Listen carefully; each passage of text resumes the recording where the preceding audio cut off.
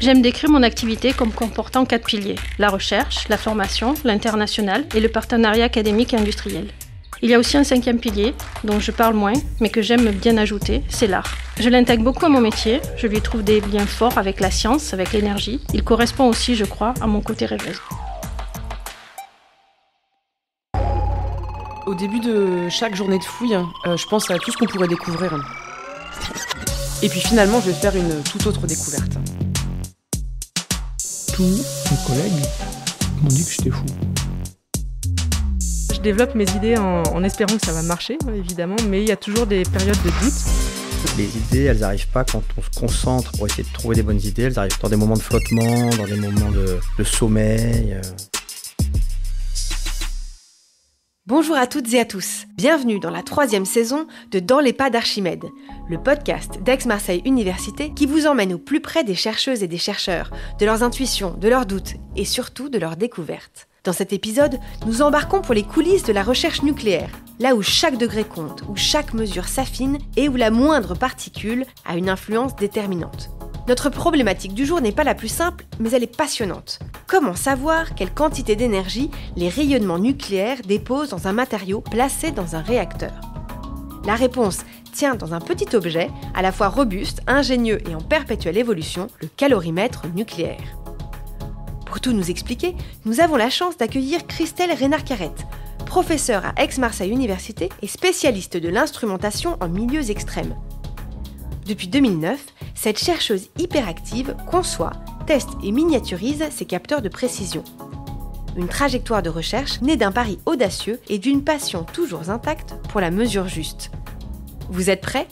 Installez-vous bien, la science commence ici. Je m'appelle Christelle Reynard-Carrette, je suis professeure à la faculté des sciences d'Aix-Marseille Université, responsable scientifique du laboratoire commun LIMEX entre Aix-Marseille Université et le CEA, le commissariat à l'énergie atomique et aux énergies alternatives, et directrice adjointe recherche de l'Institut des sciences de la fusion et de l'instrumentation en environnement nucléaire depuis 2019. Je pilote actuellement un projet de recherche commun avec le CEA, appelé Microcalor, au sein du LIMEX. Calor pour calorimètre, un appareil qui sert à mesurer la quantité de chaleur absorbée par un matériau appelé aussi échauffement nucléaire dans les réacteurs nucléaires. Micro, parce que nous souhaitons designer le plus petit calorimètre possible. Ce qu'il faut savoir pour commencer, c'est que l'énergie nucléaire fait face à de grands enjeux. Il y a par exemple les enjeux liés à la longévité des centrales nucléaires actuelles, puis des enjeux de réacteurs innovants, aussi bien en fission qu'en fusion nucléaire, et puis des enjeux liés à l'identification de nouveaux matériaux et combustibles nucléaires. Ce sont ceux-là qui nous intéressent aujourd'hui. Pour identifier ces nouveaux matériaux, on pratique des expériences dans des réacteurs dits de recherche. Le but de ces réacteurs n'est pas de produire de l'électricité, mais de tester le comportement de ces matériaux sous irradiation. Pour ces tests, on va notamment étudier l'énergie déposée par les rayonnements nucléaires dans les matériaux. Et pour le faire, on utilise un calorimètre. Le calorimètre est un petit objet. À ce jour, il mesure quelques centimètres. Dans ce capteur, on place un échantillon du matériau qui intéresse le nucléaire. Un acier, un aluminium, un titane, un tungstène. Ensuite, on l'intègre dans un canal d'irradiation du réacteur de recherche. Et enfin, on collecte le maximum d'informations sur son comportement. Mon groupe de recherche et moi intervenons d'abord en amont de ces expériences, sur le design des calorimètres, avec l'objectif de les rendre les plus performants possibles, tout en les miniaturisant. Nous avons déposé avec des collègues du CEA un premier brevet, puis un second, permettant de réduire significativement la taille du capteur et d'augmenter sa modularité et versatilité. À chaque fois, c'est un moment un peu eureka, mais très vite, on passe à autre chose, car il faut toujours aller plus loin pour réaliser davantage d'expériences en réacteur. Évidemment, le réacteur n'est pas disponible indéfiniment. On nous donne par exemple 10 heures et il faut exploiter au mieux ces 10 heures. Ce n'est pas comme un laboratoire, quand on peut recommencer jusqu'à ce que ça fonctionne. Autant dire que la première campagne d'irradiation à laquelle on a participé, je l'ai vécue avec beaucoup de stress. Mais avec le temps, cette étape cruciale est devenue une passion. Actuellement, un de nos calorimètres brevetés, appelé Caloré, contient 2 cellules, placées l'une sur l'autre. Celle du dessus contient le matériau d'intérêt pour le nucléaire et l'autre est vide. Pour comparer les dépôts d'énergie entre les 2 cellules, dans les mêmes conditions, on est encore obligé de le déplacer dans le canal, qui est très étroit, et ne permet pas que l'on place les cellules l'une à côté de l'autre. Ce que nous voulons, c'est donc miniaturiser le calorimètre pour placer les cellules l'une à côté de l'autre, par exemple, et ne plus avoir à les bouger dans le canal. Pour tout dire, on voudrait descendre en deçà du centimètre. À partir de ce moment, nos mesures seront encore plus locales, et on pourrait intégrer le calorimètre directement dans des dispositifs d'irradiation dédiés à l'étude du vieillissement accéléré des matériaux dans certains réacteurs de recherche.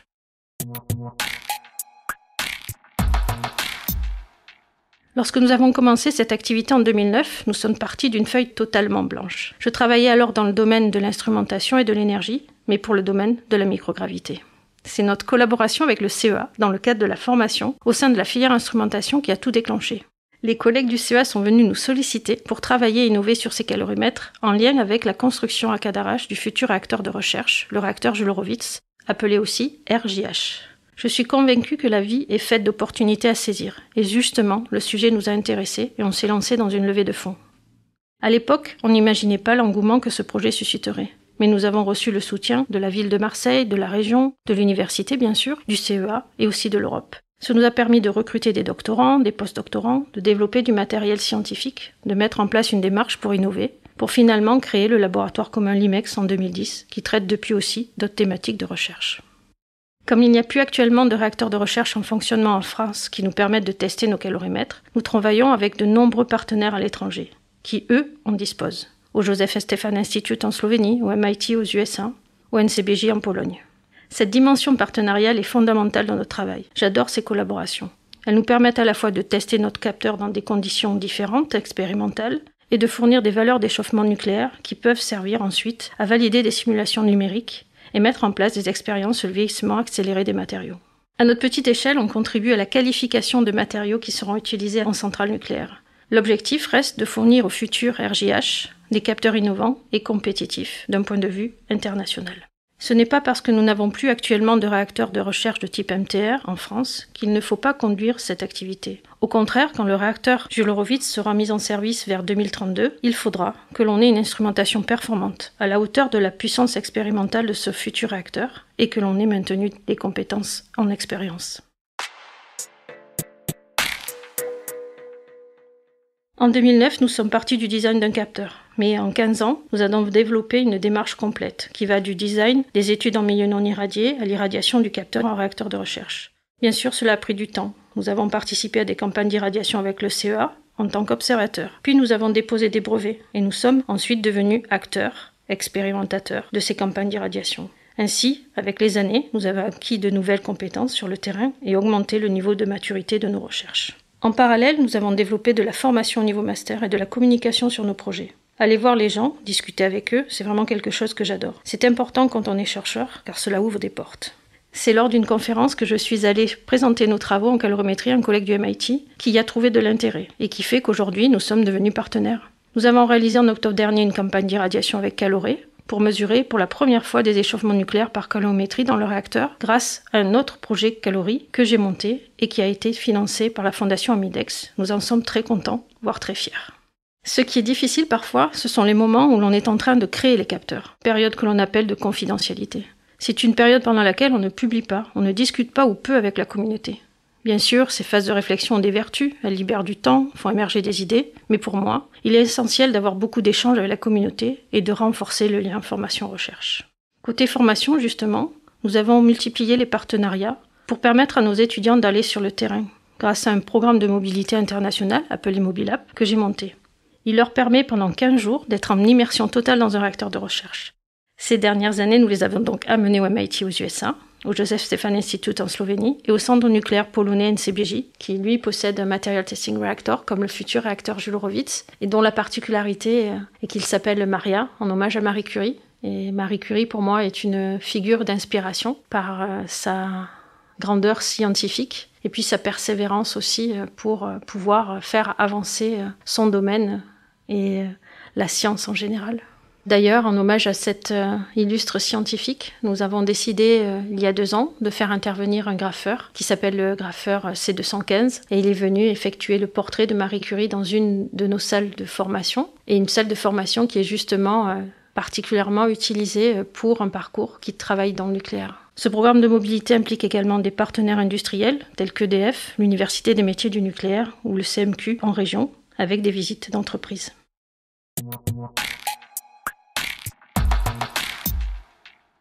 Un élément essentiel pour nos activités de recherche est la présence des non-permanents, c'est-à-dire les stagiaires, les apprentis, les doctorants et les post-doctorants. Ils travaillent avec nous quasiment à temps plein, ils sont force de proposition et d'idées.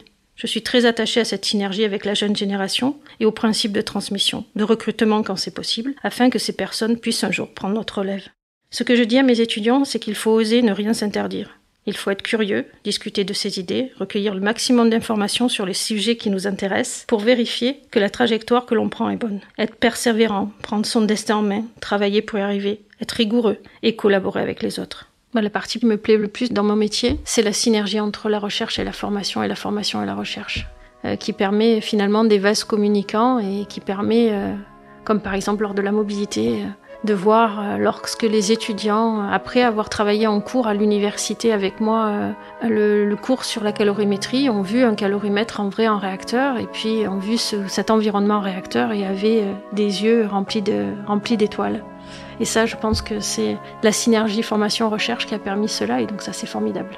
J'espère en tout cas que par le biais des actions, je leur impulse un peu cette énergie et cette envie d'aller plus loin et de ne pas se mettre de barrières.